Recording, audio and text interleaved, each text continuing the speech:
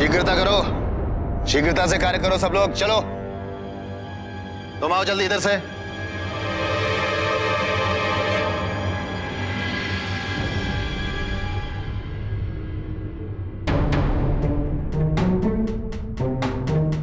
तो तुम अभी तक जीवित हो? सर्वश्रेष्ठता की उत्तरजीविता, ये तो वन का ही नियम।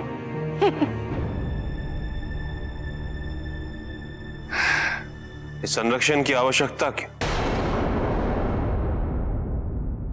वन में वास करते हुए आत्मरक्षा की प्रवृत्ति हो जाती है। विश्वामित्र के यज्ञ को ध्वंस किए बहुत समय बीत चुका है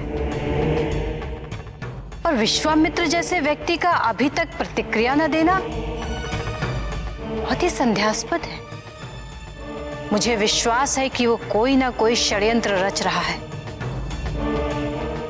ये सब उसी का सामना करने की तैयारी है।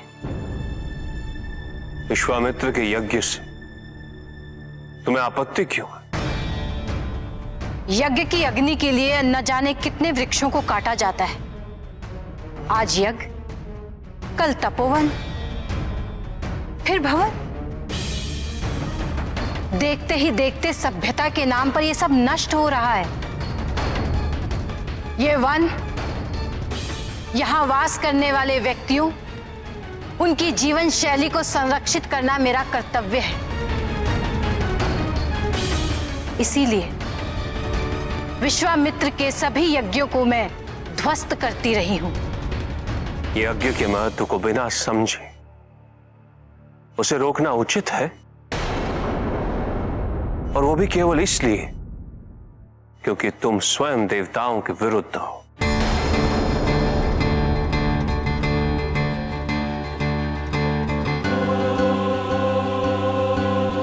ना मैं देवताओं के विरुद्ध हूं और ना ही असुरों के पक्ष में,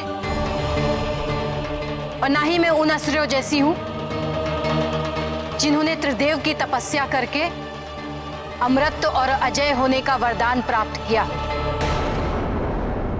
मेरे पास केवल मेरा अपना बल है और मेरी भूमि। तुम्हारी भूमि? कैसे? तुम इस निष्कर्ष पर कैसे पहुंची हो कि यह सारी भूमि तुम्हारी है? किसने अधिकार दिया तुम्हें?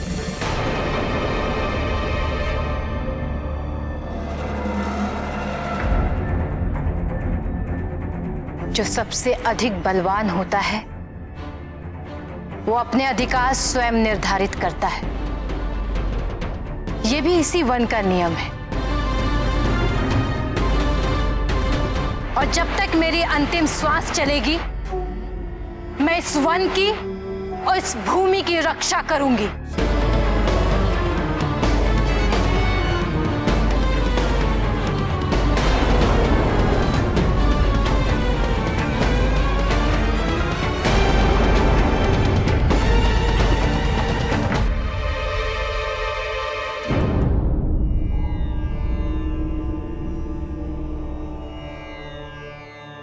गुरुदेव, यदि अनुमति हो तो क्या मैं आपसे एक प्रश्न पूछ सकता हूं?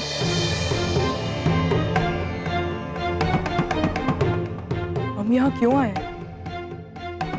और इस अद्भुत स्थल की महत्ता क्या है?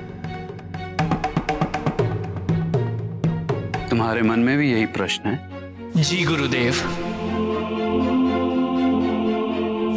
नेत्र बंद करो और अपने आप से पूछो। उत्तर स्वयं तुम्हें प्राप्त हो जाएगा।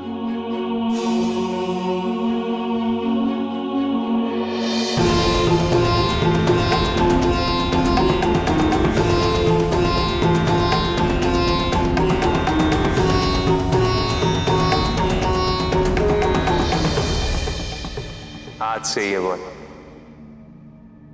पार्वती वन के नाम से जाना जाएगा। पार्वती वन?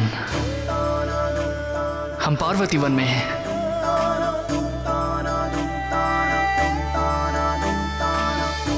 और इस वन की स्थापना स्वयं महादेव ने देवी पार्वती के लिए की थी।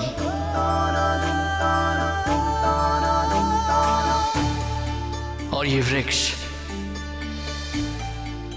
इसे देवी पार्वती और महादेव ने मिलकर पोषित किया है।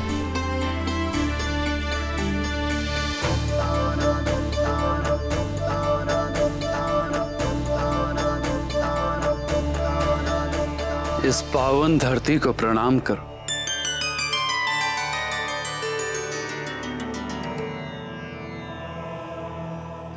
आओ मेरे साथ। गुरुदेव, यदि आपकी आज्ञा हो तो मैं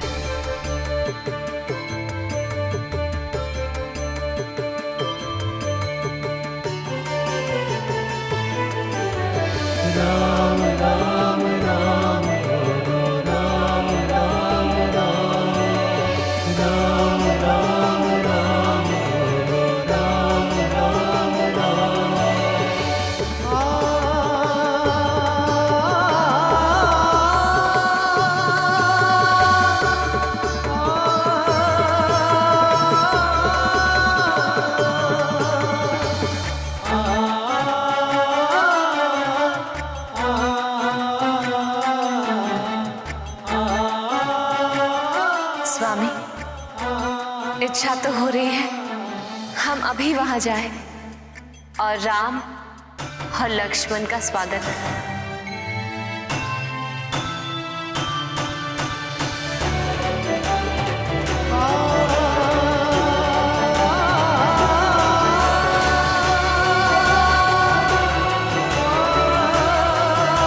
तुम राम और लक्ष्मण से शीघ्र ही मिलोगी पार्वती,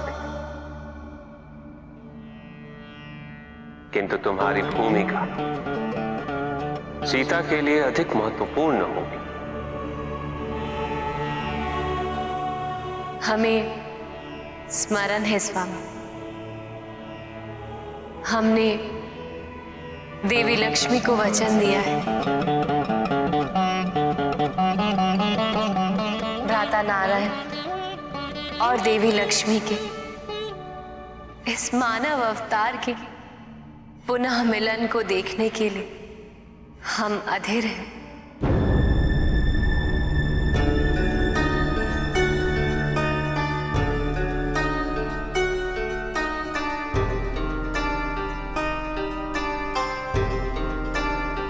मांडवी, उर्मिला और श्रुत कीर्ति के रूप में उर्मिला सीता की बहन है।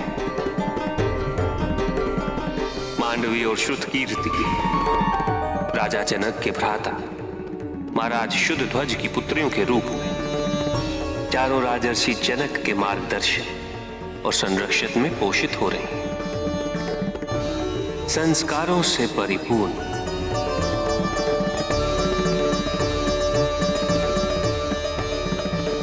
प्रकृति और पुरुष एक दूसरे को पूर्ण करते हैं, किंतु इसका यह अर्थ कदापि नहीं कि पुरुष के बिना प्रकृति सक्षम नहीं है। प्रकृति शक्ति है, प्रकृति पोषण करती है, प्रकृति जीवनदायिनी है।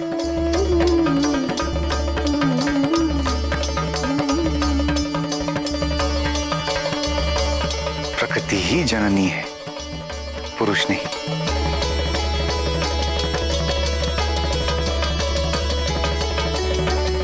आज के लिए बस इतना ही, कल पुनः हम इस पर चर्चा करेंगे। कितना अद्भुत चरण है ना ये स्वामी। पुरुष और प्रकृति दोनों साथ में प्रशिक्षित हो रहे हैं और उन्हें इस बात का बोध ही नहीं कि वो इतने दूर होते हुए भी एक दूसरे के समीप आ रहे हैं।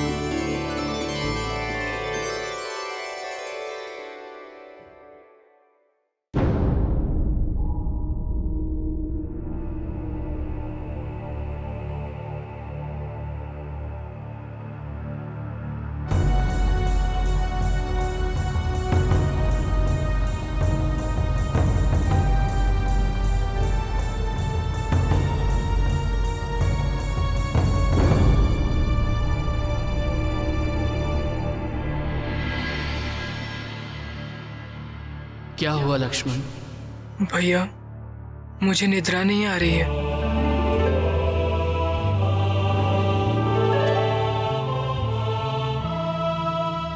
जानते हो, माता सुमित्रा ने मुझे एक बात बताई थी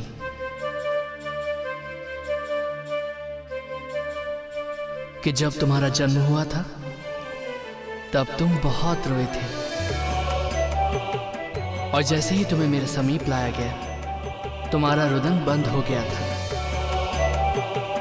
और तब से सदैव हम दोनों को एक साथ ही रखा जाता है। माँ होती तो थपकियां देती और निद्रा आ जाती। किंतु मैं हूं ना तुम्हारे लिए। तुम्हें ऐसा प्रतीत होगा जैसे माता सुमित्रा यही है। आओ लक्ष्मण।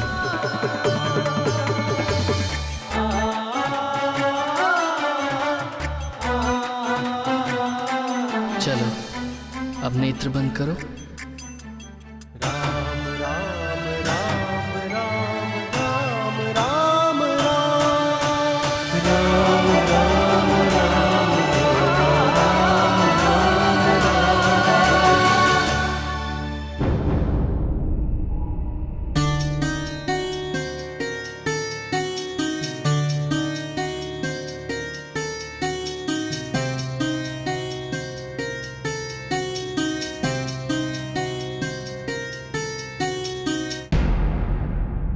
विश्वामित्र।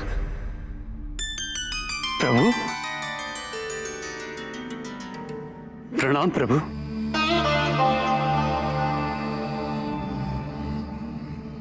जिस प्रकार आप राम और लक्ष्मण का मार्गदर्शन कर रहे हैं उससे मैं संतुष्ट हूं, प्रसन्न हूं। किंतु किसी कारणवश आप चिंतित प्रतीत होते हैं। निसंकोच होकर कहिए। प्रभु, आपने कहा था कि राम और लक्ष्मण ही मेरी सहायता कर सकते हैं ताड़का का अंत करने हेतु, और मुझे भी उन दोनों के सामर्थ्य की अनुभूति हो रही, विशेषकर राम की। उसकी अद्वितीय शक्तियों का आभास हो रहा है मुझे। किंतु मेरी चिंता यह है प्रभु, जिस प्रकार राम के संस्कार हैं, उसकी अब तक की शिक्षा दीक्षा है, उससे क्या यह संभव भी है कि वो किसी का वध कर सके?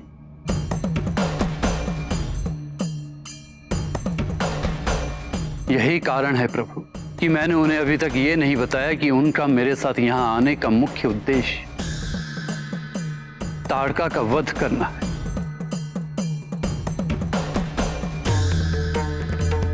अभी राम और लक्ष्मण दोनों इसके लिए तैयार नहीं है ऋषि विश्वामित्र।